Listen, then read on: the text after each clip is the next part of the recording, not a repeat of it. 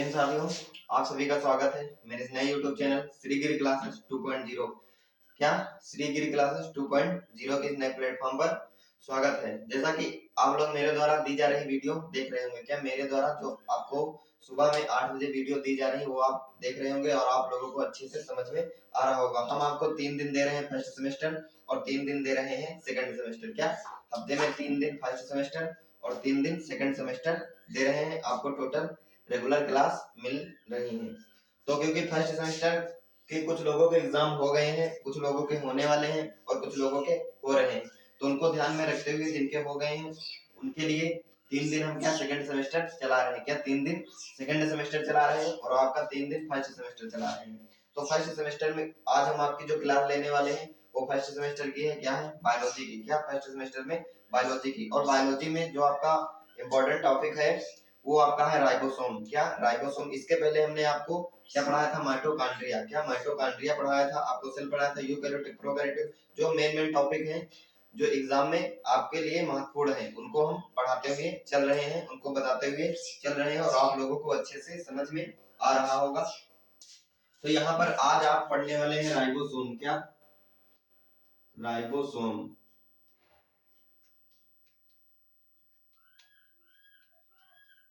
जो आपकी सेल होती है उसमें जो राइबोसोम पाए जाते हैं कोशिका में, या आपके जो कोशिकाएं होती है उनमें जो राइबोसोम पाए जाते हैं उनको पढ़ने वाले हैं। क्या है? राइबोसोम। ये आप लोग इसको नोट कर लेंगे। क्या? इसको नोट कर लेंगे क्योंकि इंपॉर्टेंट टॉपिक है। क्या है? आपका जो टॉपिक है इंपॉर्टेंट है। आप जब उठाएंगे आपका जो यही है बीएससी एग्रीकल्चर फर्स्ट सेमेस्टर का जब पेपर आप उठाएंगे प्रीवियस ईयर, क्या प्रीवियस ईयर जब इसके पेपर उठाएंगे वही आप सेमेस्टर जो स्टार्ट हुए उनके जब फर्स्ट ईयर के पेपर उठाएंगे तो आप देखेंगे कि उसमें आपका राइबोसोम पूछा गया और कितने नंबर में पूछा गया है? 7.5 या 5 नंबर में पूछा गया है, लॉन्ग क्वेश्चन में पूछा गया है। तो ये आप लोग देख लेंगे, उसी को ध्यान में रखते हुए हम राइबोसोम पढ़ाने वाले हैं। तो इसमें आपको हम जो पढ़ा रहे हैं इसका जो डायग्राम होगा वो हम कम्युनिटी पोस्ट करवा देंगे। क्या? कम्युनिटी पोस्ट करवा देंगे और टेलीग्राम पर डाल देंगे। अगर टेलीग्राम पर से हमारे नहीं जुड़े हैं तो आप लोग टेलीग्राम पर सर्च करेंगे श्रीगिरी क्लासेस 2.0 वेरीफाइड अकाउंट है, उससे आप लोग क्या कनेक्ट हो जाएंगे, उसको आप लोग ज्वाइन कर लेंगे तो वहां पर आपको जो क्लासेस होती है उसके नोट्स मिल जाएंगे। क्या? उसके नोट्स मिल जाएंगे। तो यहाँ पर सबसे पहले देख लेंगे कि राइबोसोम का परिचय। राइबोसोम का परिचय यानी इंट्रोडक्शन ऑफ राइबोसोम। राइबोसोम का परिचय। राइबोसोम के परिचय में क्या देखेंगे? ये कैसा होता है, किस प्रकार दिखता है, किस प्रकार दिखता। आपको उमेश सर जो पढ़ाए थे जेनेटिक्स में, अगर फर्स्ट सेमेस्टर के लोग पहले से इस चैनल से जुड़े हुए हैं तो उसमें आपको उमेश सर पढ़ाए थे जेनेटिक्स में। क्या? सेल। क्या? Plant cell. उस प्लांट सेल में उमेश सर ने आपको बताया था कि राइबोसोम क्या होते हैं। हल्का आपको बताया होगा कि राइबोसोम क्या होते हैं। उसी का हम पार्ट उठा रहे हैं। आपके इसमें दिया गया है बायोलॉजी में आपका राइबोसोम, तो इसमें हम बता रहे हैं, इसमें बताने जा रहे हैं कि राइबोसोम क्या होता है, कैसे होता है। वहां पर तो उमेश सर आपको थोड़ा सा बताए थे, तो यहाँ पर हम उसको एकदम लॉन्ग में लेकर चलेंगे। कैसे क्या होता है, कितने प्रकार के होते हैं, किसमें किसमें पाया जाता है, किसमें नहीं पाया जाता, ये सब बताएंगे। तो इसमें देखेंगे कि राइबोसोम एक गोलाकार 2 उप इकाइयों के बने झिल्ली विहीन, क्या? झिल्ली विहीन राइबोन्यूक्लिक प्रोटीन के सूक्ष्म कण होते हैं। आपके जो राइबोसोम होते हैं वो झिल्ली विहीन होते हैं और 2 उपकरणों, क्या? 2 उप इकाइयों के बने हुए होते हैं। क्या? 2 उप इकाइयों के बने होते हैं। जब राइबोसोम को आप देखेंगे तो कुछ ऐसी आपको आकृति मिलेगी। क्या? ये बना नहीं रहे, ये एक नीचे होगी अंडाकार और ऊपर वाली क्या होगी? गुंबद के आकार की। क्या? जो आपका बड़ा होगा वो गुंबद के आकार का होगा और छोटी इकाई आपके अंडा के आकार की होगी। तो यहाँ पर लिख लेंगे कि राइबोसोम एक गोलाकार, राइबोसोम गोलाकार, क्या? राइबोसोम गोलाकार 2 उप इकाइयों, 2 उप इकाइयों, 2 उप इकाइयों के बने, 2 उप इकाइयों के तो बने होंगे लेकिन ये कैसे होंगे? झिल्ली विहीन होंगे। क्या होंगे? झिल्ली विहीन, झिल्ली विहीन होंगी यानी कि मेम्ब्रेन लेस होंगे। क्या? मेम्ब्रेन लेस होंगे, झिल्ली विहीन होंगे और झिल्ली विहीन होंगे। राइबोसोम गोलाकार 2 उप इकाइयों के बने होते हैं, झिल्ली विहीन होते हैं और ये राइबोन्यूक्लियो प्रोटीन, क्या? राइबोन्यूक्लियो प्रोटीन के सूक्ष्म कण होते हैं। क्या सूक्ष्म कण होते हैं। तो इसके परिचय में देखेंगे कि जो आपके राइबोसोम होते हैं वो गोलाकार होते हैं। ये दो उप इकाइयों में होते हैं। क्या दो उप इकाइयों में होते हैं और दो उप इकाइयों में होने के साथ साथ झिल्ली विहीन होते हैं। क्या झिल्ली विहीन nucleo protein ribo nucleo protein के सूक्ष्म कण होते हैं या न्यूक्लियो राइबो प्रोटीन से बने हुए सूक्ष्म कण होते हैं। ये आप लोग देखेंगे। फिर इसमें दूसरा पॉइंट आपका जो हो जाएगा, ये हरित लवक केंद्रक तथा कोशिका द्रव्य में पाए जाते हैं। ये पाए कहाँ जाते हैं, तो हरित लवक हरित लवक केंद्रक, क्या आपका हो जाए हरित लवक केंद्रक तथा कोशिका द्रव्य, कोशिका द्रव्य में पाए जाते हैं। ये आपका जो राइबोसोम होता है ये पाए कहाँ जाते हैं, जो आपके राइबोसोम होते हैं वो पाए जाते हैं आपके हरित लवक यानी कि प्लास्टिड्स और केंद्रक न्यूक्लियस कोशिका द्रव्य साइटोप्लाज्म। क्या साइटोप्लाज्म। तो हरित लवक केंद्रक कोशिका द्रव्य में ये राइबोसोम आपके पाए जाते हैं। और इसमें जो आपका ये हो गया पहला पॉइंट वाइज लिखवा रहे हैं क्योंकि पॉइंट वाइज आप लोगों को अच्छे से याद हो जाएंगे। याद करते चलना है, लिखते चलना है पॉइंट वाइज। और जब आपका एग्जाम में आ जाएगा तो इसको आप लोग लॉन्ग में लिख देंगे। अगर पॉइंट पता होंगे तो आप अच्छे से इसको लिख देंगे, हमें विश्वास है, क्योंकि लिखने में तो सभी अच्छे होते हैं। तीसरा इसमें पॉइंट हो जाएगा कि यह एक झिल्ली विहीन कोशिकांग है। क्या है, झिल्ली विहीन कोशिकांग है। क्या है, झिल्ली विहीन कोशिकांग है। क्या है, झिल्ली विहीन कोशिकांग है। इतना तो है। उसके बाद ये झिल्ली विहीन कोशिकांग है। झिल्ली विहीन कोशिकांग क्या मतलब, इसमें झिल्ली नहीं है, झिल्ली विहीन कोशिकांग है। इसमें आपका जो चौथा पॉइंट हो जाएगा, क्या हो जाएगा आपका जो चौथा पॉइंट बने, कोशिका द्रव्य में स्वतंत्र रूप में।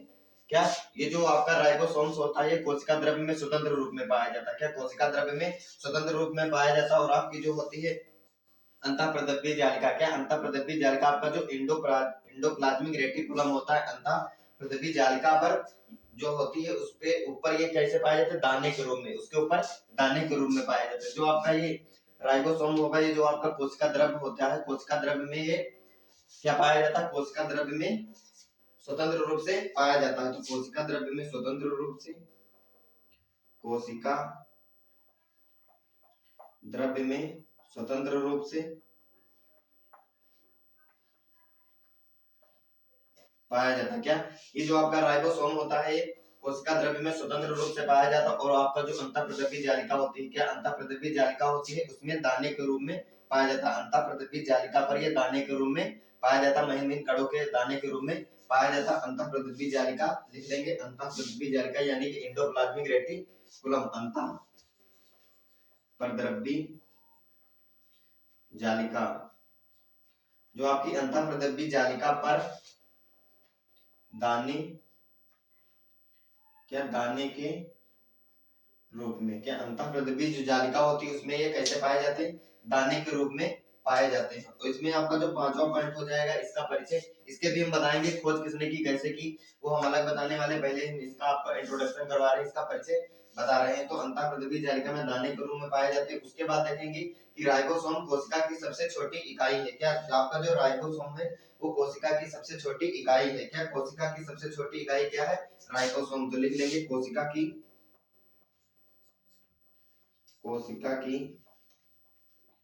सबसे छोटी इकाई है।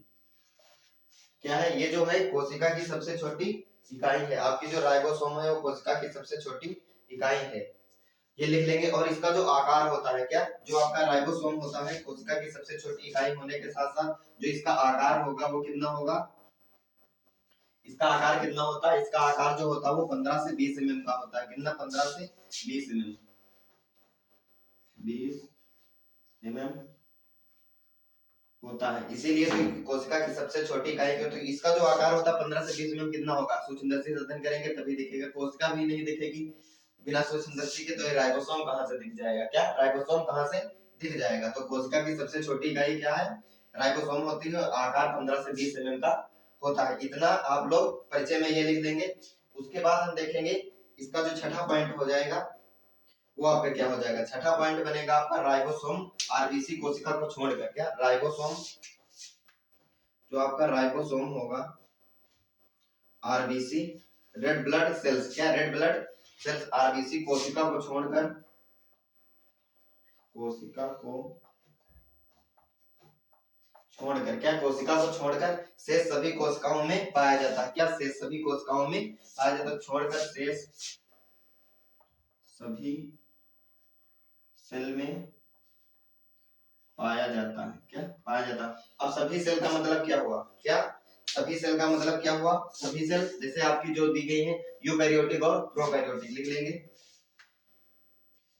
यूकैरियोटिक प्लस प्रोकैरियोटिक इन सेलों में इन सेल में पाया जाता है, क्या पाया जाता है। छठा पॉइंट आपका होगा कि राइबोसोम आरबीसी कोशिकाओं को छोड़कर शेष सभी कोशिकाओं में पाया जाता है, ब्रैकेट में कर लेंगे, शेष सभी में आपका ये आ जाएगा आपकी यूकैरियोटिक और प्रोकैरियोटिक इन कोशिकाओं में पाया जाता है। उसके बाद इतना आपका होगा इसका परिचय, क्या इसका परिचय क्या हुआ, अगर जिसको स्क्रीनशॉट लेना है वो ले लेगा, हम इसको साफ कर देंगे, इसके बाद क्या कर देंगे, साफ कर देंगे। एक बार हम फिर से बता दे रहे हैं कि आपका जो राइबोसोम होता है वो कैसा होता है, राइबोसोम गोलाकार दो इकाइयों के बने होते हैं, क्या दो उप इकाइयों के बने, और जो आपकी दो ये उप इकाइयां होती है ये भी बताएंगे कैसे क्या होती है। तो राइबोसोम गोलाकार दो इकाइयों के बने झिल्ली, दो इकाई उप इकाइयों के बने झिल्ली विहीन राइबो न्यूक्लियो प्रोटीन के बने कण होते हैं, क्या राइबो न्यूक्लियो प्रोटीन के सूक्ष्म कण होते हैं। उसके बाद आपका जो दूसरा पॉइंट हुआ वो हुआ हरित लवक केंद्रक कोशिका द्रव्य में पाया, हरित लवक जो होते हैं, जो आपका राइबोसोम होता है वो हरित लवक केंद्रक कोशिका द्रव्य में पाया जाता है, आपका राइबोसोम हरित लवक केंद्रक और कोशिका में पाया जाता है। उसके बाद आपका हो जाएगा कोशिका द्रव्य में स्वतंत्र रूप से, क्या कोशिका द्रव्य में ये स्वतंत्र रूप से पाया जाता है, और आपकी जो अंतःप्रद्रव्य जालिका होती है यानी कि एंडोप्लाज्मिक रेटिकुलम आपका जो होता है उसमें ये दाने के रूप में पाया जाता है, उसके ऊपर ये दाने के रूप में पाया जाता है। उसके बाद आपका जो पांचवा पॉइंट हो जाएगा वो हो जाएगा कोशिका की सबसे छोटी इकाई क्या है, राइबोसोम है, और इसका आकार कितना होता है 15 से 20 एमएम का होता है। उसके बाद देखेंगे राइबोसोम आरबीसी कोशिका को छोड़कर शेष सभी कोशिका, राइबोसोम आरबीसी कोशिका को छोड़कर शेष सभी कोशिका यानी यूकैरियोटिक और प्रोकैरियोटिक सेल में पाया जाता है। जिसको स्क्रीनशॉट लेना हो लो, हम साफ करने जा रहे हैं, स्क्रीनशॉट जिसको लेना हो ले सकता है, ठीक है, ले लिया होगा, साफ कर रहे हैं। इसके बाद हम देखेंगे जो आपका राइबोसोम्स होता है इसका क्या, इसकी खोज किसने की या कैसे इसको पता चला कि हाँ ये राइबोसोम्स ही होते हैं, आप लोग नोट कर लेंगे, अच्छा टॉपिक है और एग्जाम में भी आता है, आप प्रीवियस ईयर देखेंगे तो उसमें मिलेंगे। तो अब लिख लेंगे कि राइबोसोम की खोज, राइबोसोम की खोज किसने की कैसे की। तो देखेंगे राइबोसोम की खोज सर्वप्रथम इसकी खोज की वो थे क्या, रोमानिया के वैज्ञानिक थे, क्या रोमानिया के जीव वैज्ञानिक थे, उनका जो नाम था वो नाम था जॉर्ज पायलट, क्या जॉर्ज पायलट, और जो ये थे जॉर्ज पायलट थे ये कब किसमें किया 1955 में। उसके बाद जो इन्होंने अध्ययन किया तो इनको नोबेल पुरस्कार से भी सम्मानित किया। उसके बाद आपके एक भारतीय को भी ये जो राइबोसोम्स के लिए नोबेल पुरस्कार मिला है, वो आपके हो जाएंगे वेंकट रमन, क्या वेंकट रमन क्या हो जाएंगे आपके रामकृष्ण वेंकट रमन रामकृष्ण हो जाएंगे। तो सबसे पहले देखेंगे कि राइबोसोम की सर्वप्रथम खोज, सर्वप्रथम क्या हो जाएगा, राइबोसोम की खोज सर्वप्रथम क्या किसने, कौन थे, रोमानिया के वैज्ञानिक, क्या रोमानिया के जीव वैज्ञानिक क्या थे, वह रोमानिया के जीव वैज्ञानिक थे, वो कहाँ के रहने वाले थे, रोमानिया रोम से संबंधित रोमानिया के रहने वाले थे, और उनका नाम था क्या, नाम था जॉर्ज पायलट, क्या नाम था जॉर्ज पायलट, उनका नाम था क्या था जॉर्ज पायलट था। और जो जॉर्ज ये पायलट थे इन्होंने किस सन में इसकी खोज की किया, इनका सन क्या था, ये था 1955, क्या 1955 क्या था 1955 नोबेल पुरस्कार मिला 1955। तो इनको जो नोबेल पुरस्कार मिला इसके लिए जो ये खोज की राइबोसोम की, इसके लिए इनको जो नोबेल पुरस्कार मिला वो किसके लिए मिला, इन्होंने जो खोज की इससे पहले जो अन्य वैज्ञानिकों ने भी कुछ ऐसा बताया कि राइबोसोम होते हैं, लेकिन इन्होंने एक सूक्ष्मदर्शी से, क्या एक माइक्रोस्कोप से अध्ययन किया, और उस माइक्रोस्कोप से जो अध्ययन किया तो उस माइक्रोस्कोप के अध्ययन के कारण ही इन्हें क्या नोबेल पुरस्कार मिला। तो लिख लेंगे इन्हें नोबेल पुरस्कार मिला, नोबेल पुरस्कार मिला किस लिए मिला, सूक्ष्मदर्शी से अध्ययन करने पर, सूक्ष्मदर्शी के द्वारा अध्ययन करने पर, क्या लैंग्वेज समझ रहे होंगे। नोबेल पुरस्कार मिला सूक्ष्मदर्शी के द्वारा अध्ययन करने पर, क्या सूक्ष्मदर्शी के द्वारा इन्होंने अध्ययन किया और खोजा। इन्होंने सर्वप्रथम राइबोसोम की खोज रोमानिया के एक जीव वैज्ञानिक थे, उनका नाम था जॉर्ज बेलेट। 1955 में इन्होंने एक सूक्ष्मदर्शी या माइक्रोस्कोप के द्वारा अध्ययन किया और पाया कि हाँ राइबोसोम की नामक एक संरचना पाई जाती है, उसको राइबोसोम नाम दिया। इसके लिए इन्होंने सूक्ष्मदर्शी से अध्ययन किया, इसलिए इनको क्या मिला, नोबेल पुरस्कार मिला। उसके बाद आपका जो आता है, आप लोग थे क्या इसमें, तो आप लोग नहीं थे, हम भी नहीं थे, लेकिन आपका जो ये था, आपके जो भारतीय वैज्ञानिक थे, इन्होंने अक्टूबर 2009 सभी थे क्या, सभी थे, अक्टूबर 2009 में क्या किया, भारतीय मूल के थे, क्या ये भारतीय मूल के थे, अभी बता रहे हैं नाम, ये भारतीय मूल के थे, भारतीय मूल के थे वेंकट रमन, क्या नाम था इनका, इनका जो नाम था वो आपका था वेंकट रमन रामकृष्णन, वेंकट रमन रामकृष्णन। ये क्या थे, जो आपके अक्टूबर 2009 में भारतीय मूल के वेंकट रमन रामकृष्णन को ये रसायन विज्ञान के क्षेत्र में, क्या थी, रसायन विज्ञान के क्षेत्र में, रसायन विज्ञान के क्षेत्र में, क्या रसायन विज्ञान के क्षेत्र में इन्हें नोबेल पुरस्कार मिला। क्या रसायन आपके अक्टूबर 2009 में भारतीय मूल के वेंकट रमन रामकृष्णन को रसायन विज्ञान के क्षेत्र में पुरस्कार मिला। और जो ये पुरस्कार मिला, ये किस लिए मिला, ये आप लोग लिख लेंगे कि जो आपका राइबोसोम होता है, क्या जो आपका राइबोसोम, इन्होंने बताया कि जो राइबोसोम है उसकी कार्य प्रणाली, क्या उसकी, वो कैसे कार्य करता है, उसकी कार्य प्रणाली और उसकी संरचना, क्या उसकी संरचना, कार्य प्रणाली और संरचना के उत्कृष्ट अध्ययन के लिए इन्होंने इसका जो राइबोसोम का था, अक्टूबर 2009 में भारतीय मूल के वेंकट रमन रामकृष्णन को रसायन विज्ञान के क्षेत्र में क्या मिला, नोबेल पुरस्कार मिला। और इन्होंने ये कहा कि जो राइबोसोम, और जो नोबेल पुरस्कार मिला वो राइबोसोम की कार्य प्रणाली व संरचना के उत्कृष्ट अध्ययन के लिए, क्या उन्होंने एक गहरा अध्ययन किया और बताया कि राइबोसोम के बारे में बताया और रसायन के क्षेत्र में इन्होंने नोबेल पुरस्कार लिया। तो राइबोसोम की कार्य प्रणाली संरचना के उत्कृष्ट अध्ययन के लिए इन्हें नोबेल पुरस्कार मिला। तो इतना हो जाएगा इसकी खोज। तो इसको हम साफ कर रहे हैं, इसका जो स्क्रीनशॉट जिसको लेना होगा वो ले लीजिए, फिर हम इसको साफ करते हैं। क्या करते हैं, इसको साफ करते हैं। इसके बाद हम देखेंगे आपका जो राइबोसोम होगा उसकी संरचना, आपका इंट्रोडक्शन हो गया, इसकी परिचय हो गया, राइबोसोम कैसे क्या होता है। उसके बाद आपकी खोज हो गई, खोज के बाद हम देखेंगे क्या, संरचना। जल्दी से क्या देख लेते हैं, राइबोसोम की संरचना क्या हो जाएगी, स्ट्रक्चर ऑफ राइबोसोम, क्या स्ट्रक्चर ऑफ राइबोसोम, क्या स्ट्रक्चर ऑफ राइबोसोम यानी कि राइबोसोम की संरचना। तो प्रत्येक राइबोसोम लगभग दो क्या होता है, संरचना में लिखेंगे, लिख नहीं रहे हैं, बोल रहे हैं, आप लोग लिख लेंगे, क्या आप लोग लिख लेंगे। तो इसमें हो जाएगा आपका प्रत्येक राइबोसोम, जो आपका राइबोसोम होता है, प्रत्येक राइबोसोम लगभग दो गोलाकार उप इकाई का बना होता है। ऐसे होता है आपका कुछ इस प्रकार का, जब आप देखेंगे ऐसे राइबोसोम का आकार आपको मिल जाएगा, हम काइनेटिक पोस्ट करवा देंगे या टेलीग्राम पर डलवा देंगे, दोनों पर हम करवा देंगे। तो आपका स्ट्रक्चर ऑफ जो राइबोसोम होगा, प्रत्येक राइबोसोम लगभग दो गोलाकार उप इकाई का बना होता है। इसमें एक छोटी इकाई तथा एक बड़ी उप इकाई होती है। क्या इसमें जो एक छोटी इकाई होती है वो तो होती है, लेकिन एक इसमें जो बड़ी इकाई होती है वो उप इकाई होती है, क्या वो उप इकाई होती है। इसमें फिर दूसरा आपका जो पॉइंट होगा, पहला पॉइंट ये आपका होगा कि प्रत्येक राइबोसोम दो लगभग दो गोलाकार उप इकाई का बना होता है। इसमें आपकी जो एक छोटी इकाई होती है और आपकी जो दूसरी बड़ी इकाई होती है वो दूसरी बड़ी उप इकाई होती है, उप इकाई होती है। उसके बाद आपका होगा छोटी इकाई की आकृति अंडाकार, जो आपकी छोटी इकाई होगी उसकी जो आकृति होगी उसका जो शेप होगा वो कैसा होगा, अंडाकार।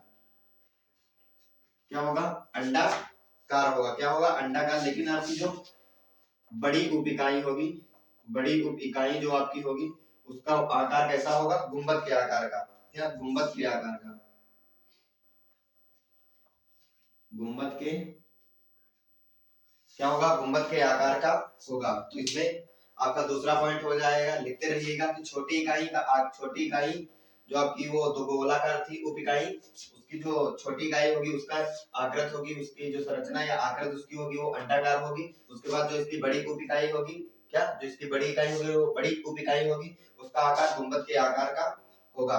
क्या होगा, गुंबद के आकार का होगा। इसमें फिर आपका जो तीसरा पॉइंट हो जाएगा वो आपका हो जाएगा छोटी इकाई व बड़ी उप इकाई के क्रमशः कार्य। क्या, जो आपकी छोटी इकाई और आपकी बड़ी जो उप इकाई होती है उसके कार्य क्या होते हैं, उसका कार्य होता है एमआरएनए को टीआरएनए से जोड़ने का कार्य करते हैं। जो दोनों इकाई होती हैं, दोनों इकाई, इनका कार्य क्या होता है, इनका जो कार्य होगा वो होगा एमआरएनए को, यानी मैसेंजर एमआरएनए को टीआरएनए, क्या, टीआरएनए से जोड़ते हैं। क्या, एमआरएनए को टीआरएनए के द्वारा जोड़ा जाता है। तो यहाँ पर लिख लेंगे कि छोटी इकाई व इसकी जो उप इकाई होते हैं उनके कार्य क्या होते हैं, क्या वो कार्य कैसे करते हैं। तो इनका कार्य होता है कि जो दोनों कार्य होते हैं, जो दो इकाई होती है उनका कार्य होता है कि एमआरएनए को टीआरएनए के द्वारा जोड़ना, एमआरएनए को टीआरएनए से जोड़ते हैं। अब देखेंगे राइबोसोम के प्रकार। क्या, जो हमारे राइबोसोम होते हैं वो कितने प्रकार के होते हैं। आप लोग स्क्रीनशॉट रोकर वीडियो ले लेंगे, वीडियो लंबी जा रही है और हमें भी और कुछ बताना है। अब देखेंगे राइबोसोम के प्रकार।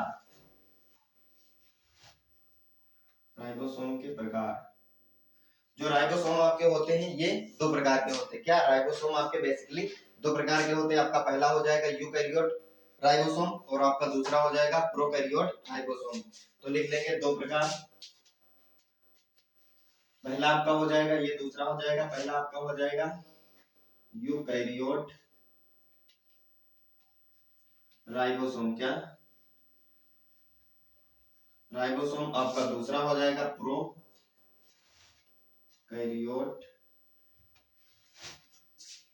राइबोसोम।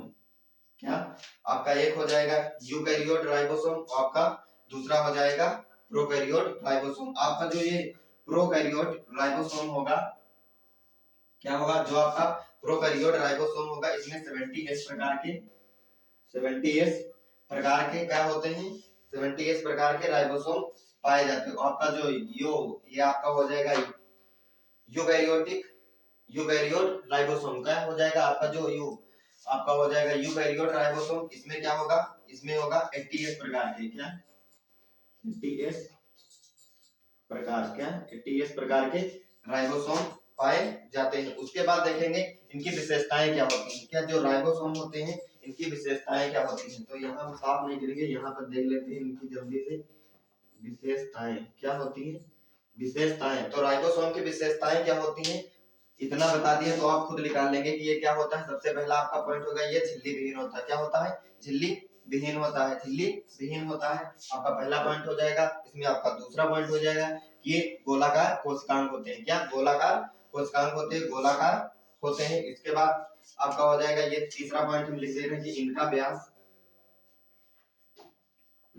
इनका जो व्यास होगा उसका व्यास कितना होता है 150 से या 150 से 250 एंगस्ट्रॉम होता है। क्या, 150 से 250 एंगस्ट्रॉम होता है। और इसमें जो आपका चौथा पॉइंट बनेगा, क्या चौथा पॉइंट बनेगा वो आपका हो जाएगा राइबोसोम, राइबोप्रोटीन तथा एमआरएनए के बने होते हैं। राइबोसोम जो आपके होते हैं वो राइबोप्रोटीन, राइबोप्रोटीन, क्या राइबोप्रोटीन तथा एमआरएनए के बने होते हैं। क्या होते हैं, बने होते हैं। इसमें सबसे पहले आपका एक पॉइंट हो जाएगा कि ये झिल्ली विहीन होते हैं। झिल्ली विहीन होने के साथ साथ दूसरा पॉइंट हो जाएगा कि ये गोलाकार कोशिकांग होते हैं। गोलाकार कोशिकांग के साथ साथ आपका तीसरा पॉइंट हो जाएगा इनका व्यास 150 से 250 एंगस्ट्रॉम का होता है। इसमें आपका चौथा पॉइंट हो जाएगा राइबोप्रोटीन, जो आपका राइबोसोम होता है और राइबोप्रोटीन तथा एमआरएनए के बने हुए होते हैं। उसके बाद हम देखेंगे आपका जो राइबोसोम होता है इसके कार्य क्या होते हैं, इसके जो कार्य होते हैं, इसका फंक्शन क्या होता है, ये कैसे कार्य करते हैं। तो हम लिख नहीं रहे हैं, सीधे बोल रहे हैं, आप लोग लिख लेंगे। क्या आप लोग लिख लेंगे। तो आपका जो राइबोसोम होता है इसका कार्य होता है, इसका मुख्य कार्य होता है अमीनो अम्ल के द्वारा प्रोटीन संश्लेषण में सहायक। अमीनो अम्ल, इसका राइबोसोम का मुख्य कार्य होता है कि अम्ल के द्वारा प्रोटीन संश्लेषण में सहायता। क्या अमीनो अम्ल के द्वारा प्रोटीन संश्लेषण में सहायता। अमीनो अम्ल के द्वारा, अमीनो इनका मुख्य कार्य अमीनो अम्लों के द्वारा प्रोटीन संश्लेषण में सहायता। प्रोटीन के निर्माण की प्रक्रिया ट्रांसलेशन या अनुवादन कहलाती है। इसमें जो प्रोटीन का निर्माण होता है अमीनो अम्ल के द्वारा प्रोटीन संश्लेषण में जो इसका निर्माण होता है प्रोटीन का, उसको क्या कहते हैं कि प्रोटीन के निर्माण की प्रक्रिया को ट्रांसलेशन